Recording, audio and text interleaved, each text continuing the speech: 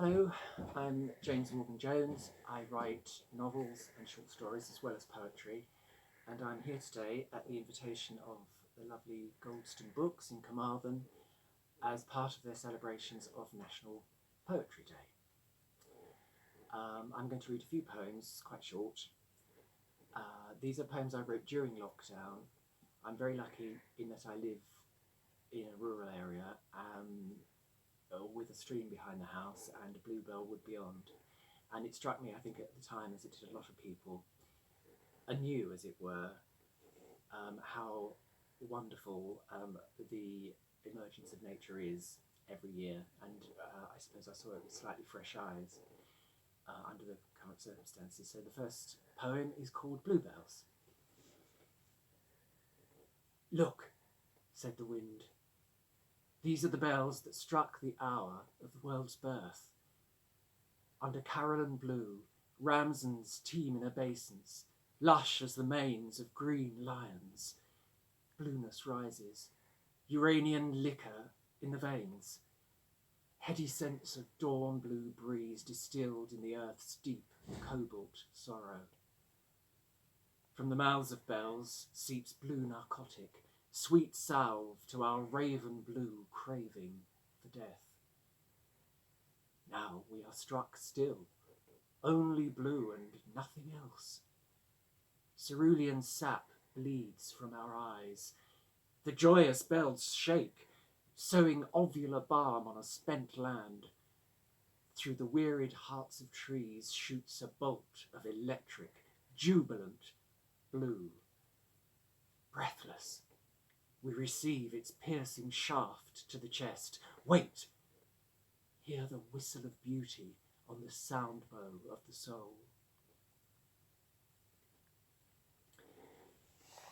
The next poem, which is called Foxgloves, came about as a result of an amazing invasion of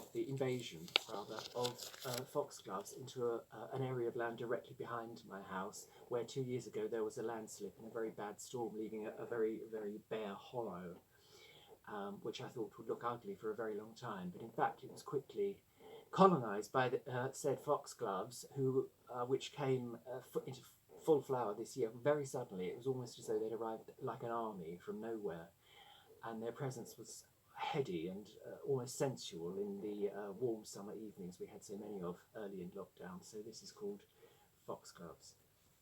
They come, ambassadors at dusk, lances tiered with magenta bells. Venus is the lady who favours them. Her amatory heat enthralls the lungs. Proboscides will desiccate their hearts, drain juices from their laddered somas. Speak! What prognostications do you impart on the afterbreath of a smoking sun? No, not even the supple tongues of honeysuckle can unsilence you. Not violet, but black you bleed, sign of the demon's scourge. Here, where winter's storms purge the land's soft flesh, over the mouths of springs you claim supremacy. Digitalis, swallow the earth's sorrows in your thimble. From Byzantium haze conjure nimble spirits. Seductive watchmen whisper, how have you come to infiltrate this barren threshold in voluptuary ranks? Who summons you here to stand in phalanx, beautiful cloaked soldiers swinging silent klaxons at the water's gate? Endow me the thrill of your intoxicant presence. Spill from the broiling banks, countenance no erasure or constraint. Vision blooms from hot, purpure mist. We rise, unblinded, seize our renaissance.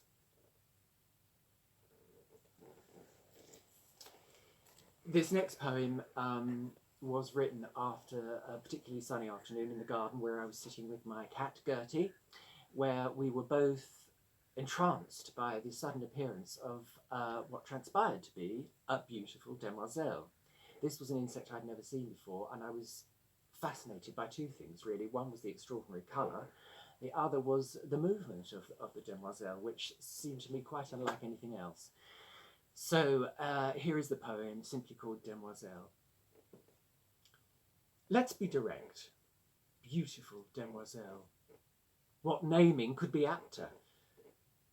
In moonlight, a sliver of midnight blue comes spinning from Hades' palette. Frailly fluttering, a butterfly blue from the underworld. Yet, not quite. No sheer lepidopteran makes this skittery, whirligig descent, achieves in repose such sleek elegance. He rests like a svelte blue pin, superbly singular, wings deep dipped in indigo. Pure concept lodged, brilliant in spinel. Such exquisite difference brings profound gratification, a joy extinguished in the homogenized world we fashion.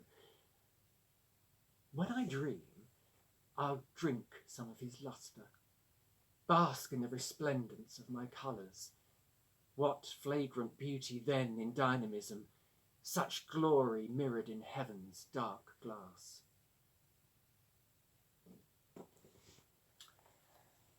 And this last poem is a short poem simply entitled Even the Spring, and it was written almost immediately we went into lockdown, when there seemed to be a great atmosphere of fear generally. And this poem was written in response to that immediate feeling. If spring should fail, keep a memory of snowdrops, yellow flash, wagtail on water, untrammelled seas to sail. Should virescence decay, I'd find you still sleeping. Visions of age and innocence, love's mutability prevails. Even should our season founder, remember the dream was conceived in unending evolution. A breach in time is opportune. Transfigured once again, we bloom another soul, a different face. The wellhead rising will avail. That's it. Thank you for listening.